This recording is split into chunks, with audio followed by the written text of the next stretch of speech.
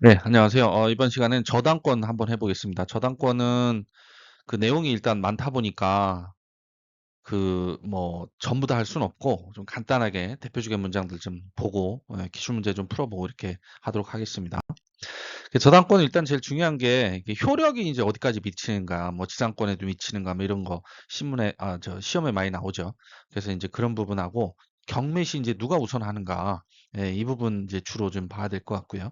그래서 이제 저당권의 효력이 미치는 범위부터 살펴보면 이제 유명한 애들이죠. 부합물, 종물, 요 이제 두 가지가 있는데 그에 붙어있는 물건에도 일단 기본적으로 다 영향을 미칩니다. 그렇기 때문에 부합물부터 보시면 건물에 이제 증축된 부분, 독립성이 없는 경우, 이제 담장이나 뭐 일단 건물에 붙어있는 애들, 근데 독립성 없는 거, 떼서는 따로 어떻게 사용할 수 없는 것들 있잖아요.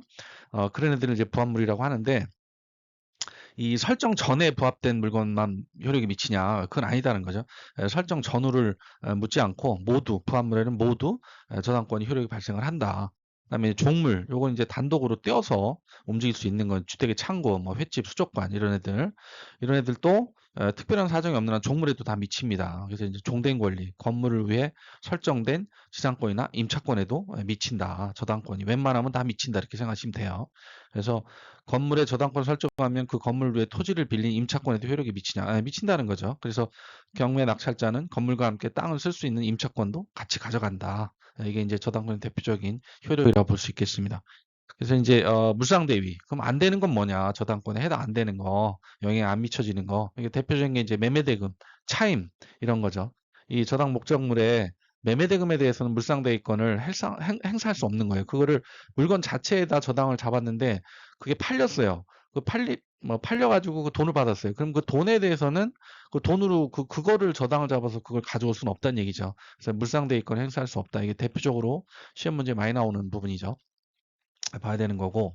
그다음에 이제 그러면 뭐 그냥 그대로 당하고 있어야 되냐? 그건 아닌 거죠. 그래서 이 인도 전에 그 채무자한테 넘어가기 전에 압류를 해야 되는 거죠. 근데 압류를 꼭 저당권자가 혼자 압류를 해야 되는 게 아니고 다른 사람이 해도 상관없어요. 다른 사람이 해도 제3자가 압류해도 물상대위권을 일단 압류만 하면 행사할 수 있다. 그래서 누가 하든 지급 전에만 압류하면 가능하다. 물상대위를 하는 것이 요게 이제 신문에 많이 나오죠.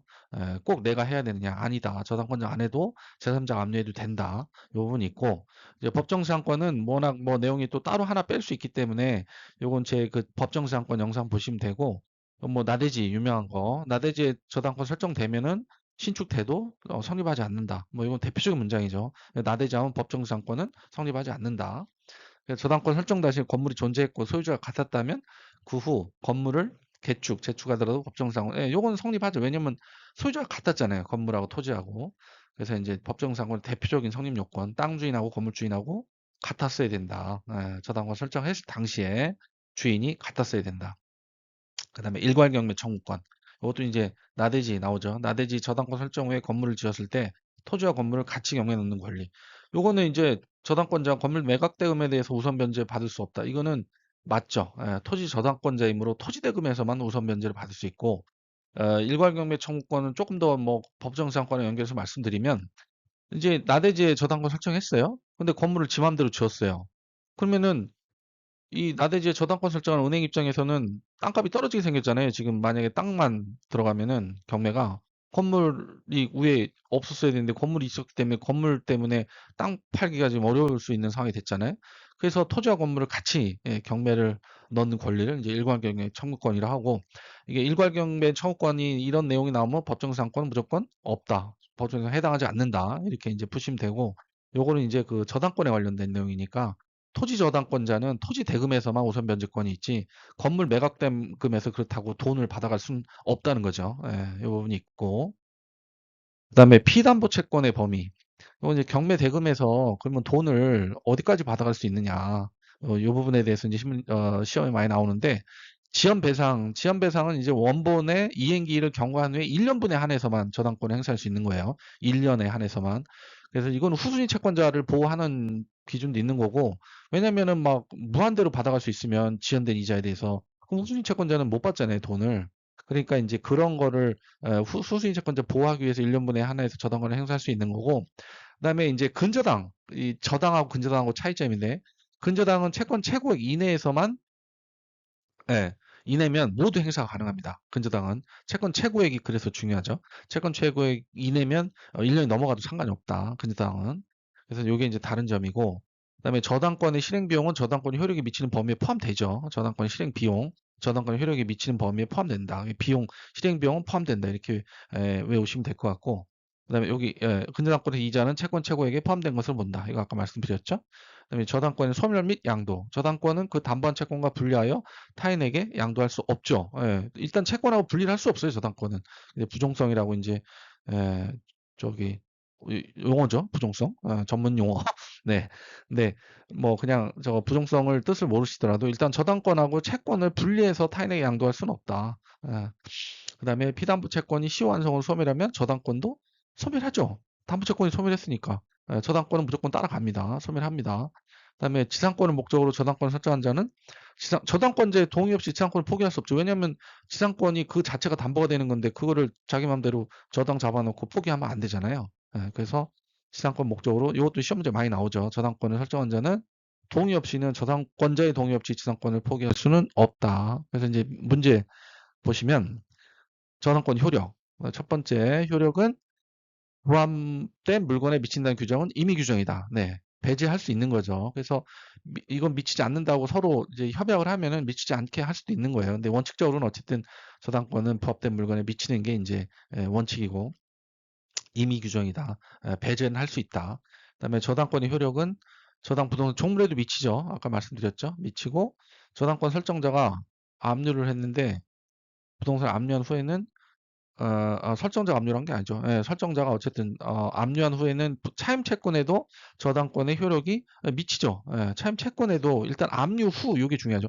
압류 후에는 차임 채권에도 저당권의 효력이 미칩니다. 그래서 이 압류 후 요게 이제 시험 문제에 많이 나오죠. 압류 전후 이렇게 따져가지고 압류 후에는 차임 채권에도 저당권의 효력이 미친다. 그다음에 건물의 소유를 목적으로 토지를 임차한 자가 그 건물의 저당권을 설정한 경우 저당권의 효력은 토지 임차권에도 미치죠. 예, 토지 임차권 건물의 저당권을 설정했기 때문에 소유를 목적으로 토지 임차한 자가 건물의 저당권을 설정했잖아요. 일단 건물의 저당권을 설정했고 저당권의 효력은 토지 임차권에도 당연히 미치죠. 예, 미치고 종된 권리이기 때문에 저당권, 임차권, 지상권 다 저당권의 효력이 미친다. 웬만하면 미친다 이렇게 보시면 돼요. 그다음에 저당권자가 피담보 채권과 분리, 저당 제3자에 양도하는 건 불가능하죠. 아까 말씀드렸죠. 분리가 불가능하다.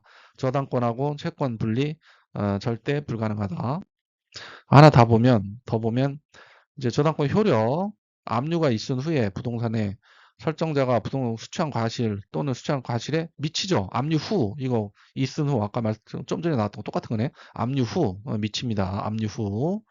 그다음에 저당권 설정 전부터 존재하던 종물이라도 이를 배제하기로 특약한 거는 이거 임의 규정 배제할 수 있다 그랬잖아요. 예, 미치지 않는다. 배제할 수 있어요. 임의 규정. 부합물 종물 규정은 임의 규정이다. 이거 중요하죠. 부합물 종물 규정은 임의 규정으로 특약으로 배제가 가능하다. 그다음에 저당권 효력은 건물의 효율을 목적으로 한 지상권에도 미치잖아요. 예, 지상권에 미친다. 임차권에 미친다. 이거 거의 똑같은 문제를 제가 넣었네요. 그다음에 토지를 목적으로 저당권 설정한 후에 토지 소유자가 그 토지의 건물을 축조를 했어요. 토지의 저당권자는 토지와 함께 그 건물에 대해서 경매를 일괄 경매 이게 일괄 경매권이잖아요. 예, 설정 당시 건물이 설정한 토지를 목적으로 설정한 후에 소유자가 후에다 건물 진 거예요. 그러니까 이거 일괄 경매가 가능하죠. 예, 이건 일괄 경매 대표적인 사례고, 그다음에 4번의 경우 저당권자는 매각 대금에서 우선 변제를 건물의 매각 대금에서 우선 변제를 받지 못하죠. 오직 토지 대금에서만 받을 수 있고 이게 앞 문제하고 거의 똑같으네요. 그냥 복수 판단 차원에서 보시면 될 것 같아요. 그래서 건물의 매각 대금에서는 한꺼번에 경매를 넣을 수는 있는데 일괄 경매 청구권. 근데 토지에 대해서만 저당권을 갖고 있었으니까 이건 뭐 상식적으로 저기 토지 대금에서만 변제를 받는 거지 건물 대금에서는 땅에다 저당권 잡은 사람이 돈을 받아갈 수 없지 않겠습니까? 네, 그래서 이렇게 저당권 한번 정리하고 조금 더 자세하게는 더 이제 더 다시 한번 살펴봐야 될 것 같습니다. 네, 감사합니다.